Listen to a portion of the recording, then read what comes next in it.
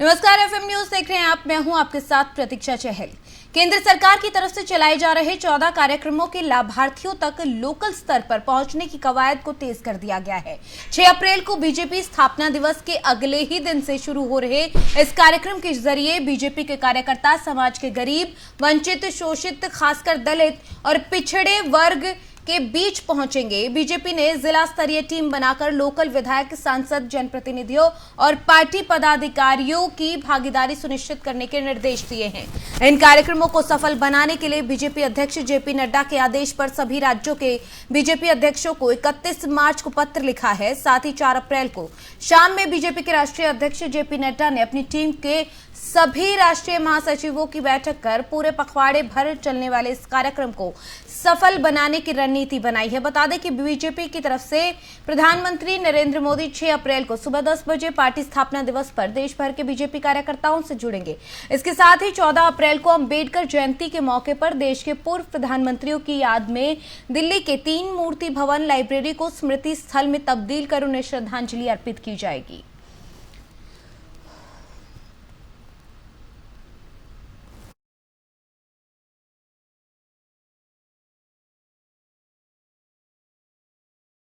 बिहार के उप मुख्यमंत्री और बीजेपी नेता तारकिशोर प्रसाद की ओर से राज्य में योगी मॉडल को लेकर दिए गए बयान पर विपक्ष के नेता तेजस्वी यादव ने तंज कसा है। तेजस्वी यादव ने कहा कि बिहार में बीजेपी का मुख्यमंत्री चेहरा ही नहीं, क्योंकि यहां के दोनों उप मुख्यमंत्री खुद को काबिल नहीं समझते। बीजेपी पर तंज कसते हुए तेजस्वी यादव ने कहा कि तारकिशोर प्रसाद के बयान ने यह साबित कर दिया है कि उनके नेताओं में मुख्यमंत्री पद की या काम करने की काबिलियत नहीं है। तेजस्वी ने कहा कि विश्व की सबसे बड़ी राजनीतिक पार्टी के पास बिहार के लिए मुख्यमंत्री का कोई चेहरा ही नहीं है। बीजेपी नेताओं ने साबित कर दिया कि मुख्यमंत्री बनकर काम करने की काबिलियत किसी में नहीं। इसका मतलब है कि बीजेपी ने सरेंडर कर दिया है। अपने आप को यानी वो काबिल नहीं समझते। बिहार के 2 उप मुख्यमंत्री यानी अपने आप को काबिल नहीं समझते। तो अगले बार जो विश्व की सबसे बड़ी पार्टी है, बिहार में बीजेपी का मुख्यमंत्री का कोई चेहरा ही नहीं है, क्योंकि यहाँ कोई काबिल ही नहीं है। यानी ये बीजेपी वालों ने साबित कर दिया कि कोई किसी भी बीजेपी के नेताओं में मुख्यमंत्री पद की या काम करने की किसी में काबिलियत नहीं है। अब जिस राज्य में 2 उप मुख्यमंत्री हो, केंद्र में सरकार हो और सबसे बड़ी पार्टी हो, एक भी कोई काबिलियत ही नहीं है, यानी वही कर रहे हैं। तो हाथ खड़ा करना हुआ ना, सरेंडर। खबर जम्मू कश्मीर से, जहां पर आतंकियों ने एक के बाद एक 3 हमलों को अंजाम दिया है। बता दें कि रात के करीब 8 बजे शोपियां में आतंकवादियों ने कश्मीरी पंडित की दुकान पर गोलीबारी करके उसको घायल कर दिया। फिलहाल उसे अस्पताल में भर्ती किया गया है। साथ ही बता दें कि उसे श्रीनगर के एक सैन्य अस्पताल में ले जाया गया, जहां डॉक्टरों ने उसकी हालत स्थिर बताई है। वहीं अधिकारियों ने कहा कि सेना और पुलिसकर्मियों को कश्मीरी पंडित की दुकान पर हमले की जानकारी मिलने के बाद गांव में भेजा गया है। आपको बता दें कि 3 हमले अब तक हो चुके हैं। लगातार आतंकी अपनी मजबूती को दिखाने के लिए हमलों को अंजाम दे रहे हैं। इस बीच में कश्मीरी पंडित की दुकान पर हमला किया गया, जिसमें वो घायल हो गया। सैन्य अस्पताल में उसका इलाज चल रहा है। फिलहाल उसकी हालत स्थिर बताई जा रही है।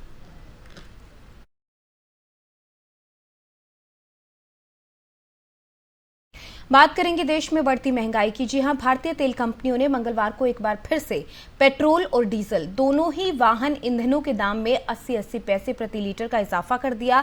बता दें कि भारतीय पेट्रोलियम विपणन कंपनी इंडियन ऑयल कॉरपोरेशन के लेटेस्ट अपडेट के मुताबिक राष्ट्रीय राजधानी दिल्ली में पेट्रोल डीजल के दामों में 80-80 पैसे प्रति लीटर का इजाफा किया गया, जिसके बाद अब राष्ट्रीय राजधानी में पेट्रोल 104 रुपए 61 पैसे प्रति लीटर है, जबकि डीजल 95 रुपए 87 पैसे प्रति लीटर पहुंच गया है।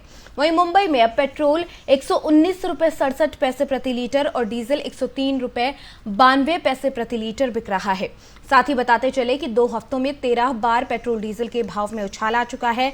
22 मार्च से बढ़ोतरी का सिलसिला शुरू हुआ था और अब तक कंट्रोल होने का नाम नहीं ले रहा। वहीं धीरे धीरे बढ़ोतरी के साथ 2 हफ्ते में अब तक दिल्ली में पेट्रोल 9 रुपए 20 पैसे प्रति लीटर महंगा हो चुका है। यानी कि आम लोगों की जेब पर एक बड़ी मार पड़ती हुई नजर आ रही है। धीरे धीरे जिस तरीके से पेट्रोल के दाम बढ़ रहे हैं उससे सबसे ज्यादा नुकसान आम जनता को हो रहा है, क्योंकि हर चीज इसके साथ महंगी हो रही है और इस महंगाई की वजह से आम जनता त्रस्त है। महंगाई जो है आसमान छू रही है और ऐसे में हर चीज की कीमतें बढ़ रही हैं।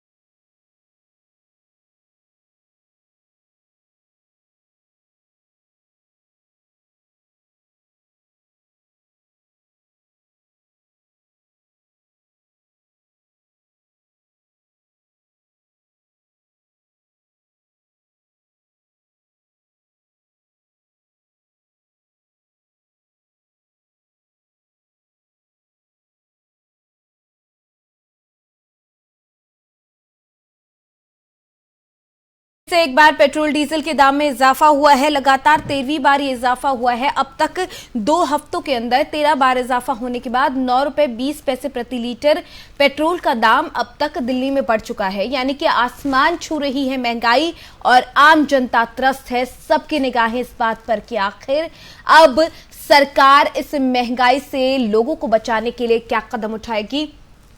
बार बार लोगों की तरफ से यही मांग की जा रही है कि महंगाई की उस चपेट से उन्हें बचाया जाए, क्योंकि ये महंगाई हर स्तर पर हो रही है। सिर्फ पेट्रोल या डीजल के दाम नहीं, खाने पीने की चीजों में भी, दवाइयों में भी, हर चीज में बढ़ोतरी देखने को मिल रही है और हालात ऐसे हो रही हैं कि आम आदमी घर से बाहर निकलते हुए 10 बार सोच रहा है, क्योंकि अगर घर से बाहर निकलेगा खर्चा होगा और उस खर्चे से बचने के लिए उसके जहन में यही कि अगर बाहर ना जाए तो शायद खर्चे से बच जाए। लेकिन काम करने के लिए आपको घर से बाहर निकलना होगा और अगर ट्रांसपोर्टेशन का खर्चा लगातार इस तरीके से बढ़ता रहा तो सबसे ज्यादा मार आम लोगों पर ही पड़ने वाली है।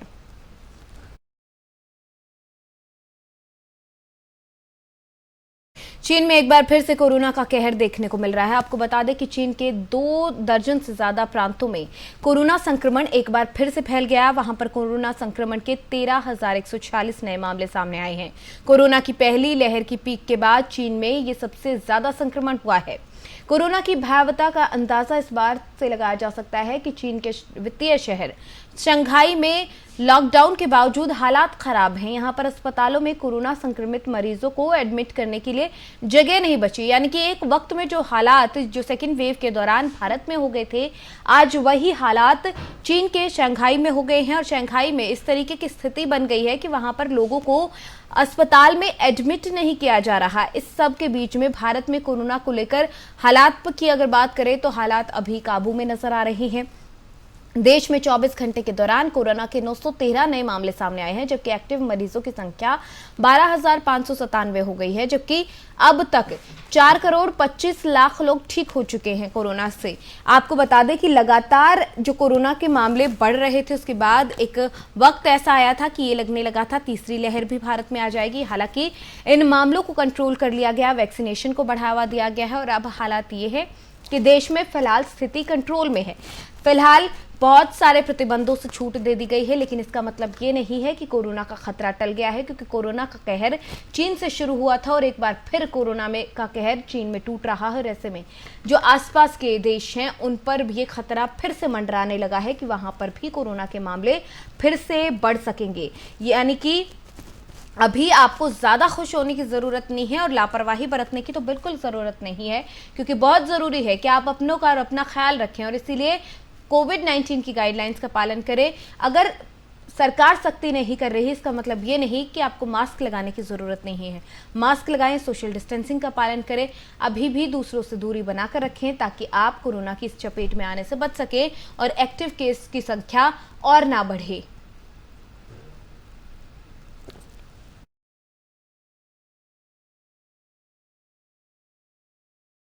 वहीं जम्मू कश्मीर के श्रीनगर के STS BSF में 242 BSF रिक्रूट की पासिंग आउट परेड हुई।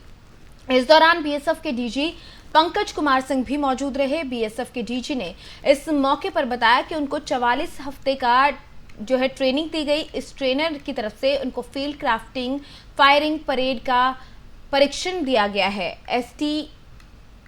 एसटीसी बीएसएफ की तरफ से ये रिक्रूट की पासिंग आउट परेड की तस्वीरें जहां पर देख पा रहे हैं आपकी बहुत ही खूबसूरत तस्वीरें श्रीनगर से यहां पर आई हैं, जहां जो बीएसएफ के रिक्रूट्स हैं उनकी पासिंग आउट परेड हुई है। 242 बीएसएफ रिक्रूट की पासिंग आउट परेड हुई। 44 हफ्ते की ट्रेनिंग चली थी जिसमें तरह तरीके की ट्रेनिंग इनको दी गई और इस ट्रेनिंग को पाने के बाद पासिंग आउट परेड हुई है। 242 बीएसएफ रिक्रूट की पासिंग आउट परेड हुई। तस्वीरें बहुत खूबसूरत लगती हैं जब भी आप इस तरह की तस्वीरें देखते हैं। ये पासिंग आउट परेड में जिस तरीके से संयम और नियमों का पालन आप देख रहे हैं, बहुत ही खूबसूरत नज़ारा आपकी टीवी स्क्रीन पर श्रीनगर की ये तस्वीरें, जहां पर दीक्षांत समारोह सीमा सुरक्षा बल की तरफ से किया गया, यानी कि बीएसएफ के रिक्रूट्स की पासिंग आउट परेड हुई है, जिसमें 242 रिक्रूट्स को पासिंग आउट परेड का हिस्सा बनने का मौका मिला है। 242 बीएसएफ रिक्रूट है वो जो पासिंग आउट परेड है उसका हिस्सा बने हैं। एसटीसी बीएसएफ में पासिंग आउट परेड हुई है, जो कि अपने आप में बहुत खास, बहुत खूबसूरत तस्वीरें टीवी स्क्रीन पे आपकी।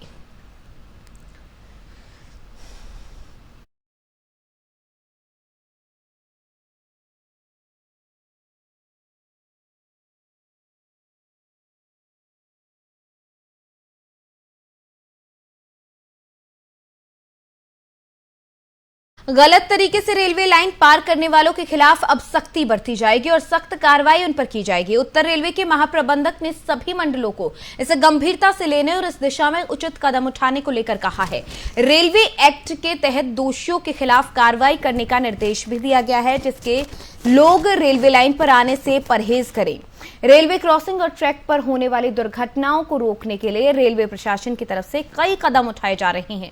जागरूकता अभियान चलाने के साथ ही मानव रहित रेलवे क्रॉसिंग खत्म कर दी गई। रेलवे क्रॉसिंग को सुरक्षित बनाने के लिए road over bridge, road under bridge और सीमित ऊंचाई वाले सबवे बनाए जा रहे हैं। जो लोग हैं वो सुरक्षित तरीके से ट्रैक को पार कर सके, इसके लिए जरूरत के अनुसार फुट ओवर ब्रिज का निर्माण भी किया जा रहा है। बावजूद इसके लोग असुरक्षित तरीके से ट्रैक पार करते हैं, यानी कि ट्रैक पर ऐसे ही जाने लगते हैं। सबसे ज्यादा परेशानी ट्रैक के किनारे अतिक्रमण की वजह से है। दिल्ली एनसीआर में रिंग रेल के साथ ही अन्य रेलवे लाइन के किनारे अवैध रूप से जो झुग्गी हैं वो बसी हुई हैं। इन झुग्गियों में रहने वाले लोग बिना किसी रोक टोक के ट्रैक पर पहुंच जाते हैं, इससे दुर्घटना की आशंका बनी रहती है। इस समस्या के समाधान के लिए रेलवे लाइन के किनारे दीवार बनाई जा रही है, साथ ही सख्ती भी बढ़ाई जा रही है।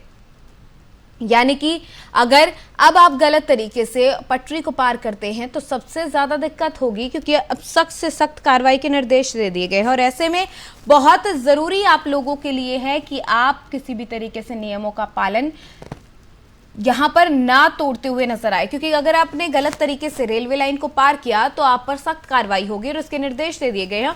और सिर्फ एक जगह नहीं, ये सब जगह निर्देश दिए गए हैं ताकि सख्ती से कार्रवाई की जा सके, से लोगों पर कार्रवाई की जा सके।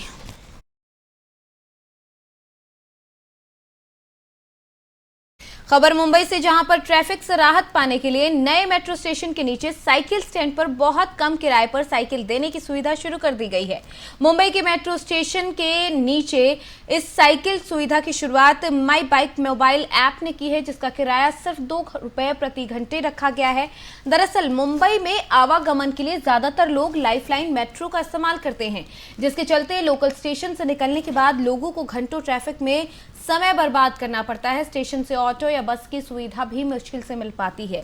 ऐसे में लोगों को अपनी मंजिल तक आराम से पहुंचाने के लिए मेट्रो स्टेशन पर लोगों के लिए साइकिल का प्रबंध किया गया है। साथ ही गुड़ी पड़वा के दिन 2 अप्रैल को मुंबई मेट्रो लाइन 2A और मेट्रो लाइन 7 की भी शुरुआत कर दी गई।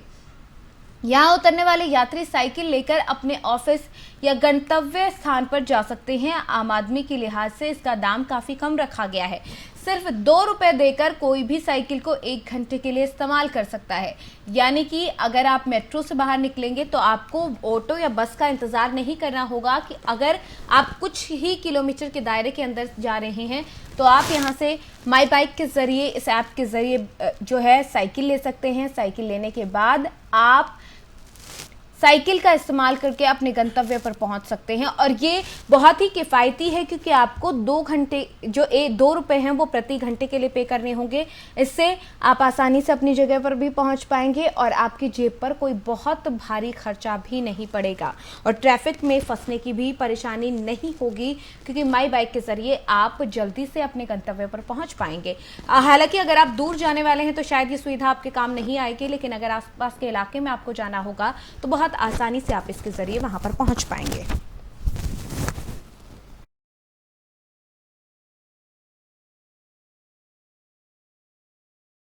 लगातार तेजी के बाद आए मुनाफा वसूली के प्रेशर में मंगलवार को घरेलू बाजार शुरुआती कारोबार में ही रेड जोन में चला गया। आपको बता दें कि बीएसई सेंसेक्स और एनएसई निफ्टी दोनों ने शुरुआती कारोबार में पिछले कुछ दिनों में लगातार आई तेजी को खो दिया है और सेंसेक्स 100 अंक की गिरावट से ज्यादा नीचे चला गया है। वहीं सेंसेक्स भी प्री ओपन सेशन में मजबूत बना हुआ था और सिंगापुर में एसजीएक्स निफ्टी भी बढ़त में कारोबार शुरू होने के संकेत दे रहा था।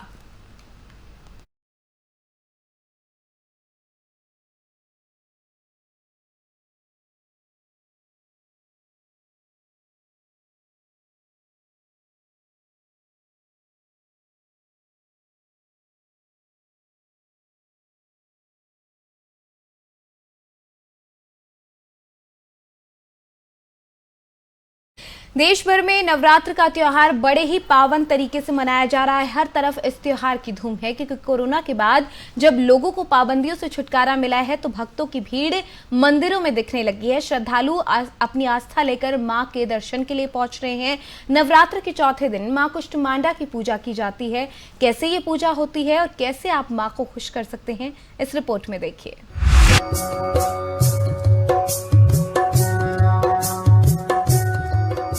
आज नवरात्र का चौथा दिन है और आज माँ दुर्गा के कुष्मांडा रूप की पूजा अर्चना की जा रही है। दरअसल माँ दुर्गा को कुम्हरे की बलि बहुत प्रिय है, इसीलिए माँ दुर्गा का नाम कुष्मांडा पड़ा। इसके साथ ही देवी माँ की 8 भुजाएं होने के कारण इन्हें अष्टभुजा वाली कहा जाता है। इनके 7 हाथों में कमंडल, धनुष, बाण, कमल, अमृत से भरा कलश, चक्र और गदा नजर आता है, जबकि 8वें हाथ में जप की माला रहती है।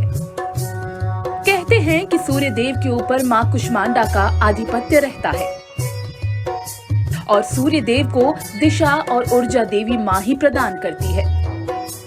अगर आपकी जन्म पत्रिका में सूर्य देव संबंधी कोई भी परेशानी हो तो माँ कुष्मांडा की उपासना करना आपके लिए बहुत ही फलदायी होगा। अब आपको बताते हैं कि माँ कुष्मांडा को किस चीज का भोग लगाएं। माता को इस दिन मालपुआ का प्रसाद चढ़ाएं। मालपुए का प्रसाद चढ़ाने से सुख समृद्धि की प्राप्ति होती है। साथ ही आज ही के दिन कन्याओं को रंग बिरंगे रिबन और वस्त्र भेंट करने से धन में वृद्धि होती है। दुर्गा पूजा के चौथे दिन माता कुष्मांडा की पूजा सच्चे मन से करनी चाहिए। फिर मन को अनहद चक्र में स्थापित करने हेतु माँ का आशीर्वाद लेना चाहिए। सबसे पहले सभी कलश में विराजमान देवी देवता की पूजा करें, फिर माँ कुष्मांडा की पूजा करें और इसके बाद हाथों में फूल लेकर माँ को प्रणाम करें। श्रीलंका में आर्थिक संकट से परेशान देश के सभी 26 मंत्रियों का इस्तीफा हो चुका है। बता दें कि देश के ऊपर अरबों रुपए का कर्ज है। कर्ज चुकाने के लिए पैसे नहीं, लोग महंगाई से त्रस्त हैं। वहीं एक तरफ चीजों की भारी किल्लत है तो दूसरी तरफ कीमती चीजों के दाम आसमान छू रहे हैं।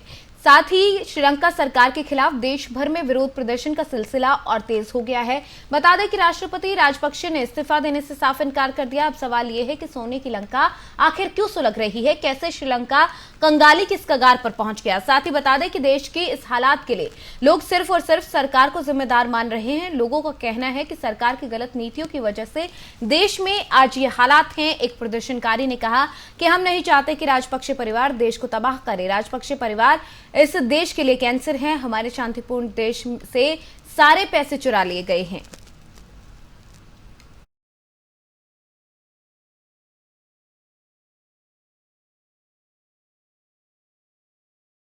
चलिए बुलेटिन में फिलहाल मेरे साथ इतना ही। आप देखते रहिए FM न्यूज। नमस्कार।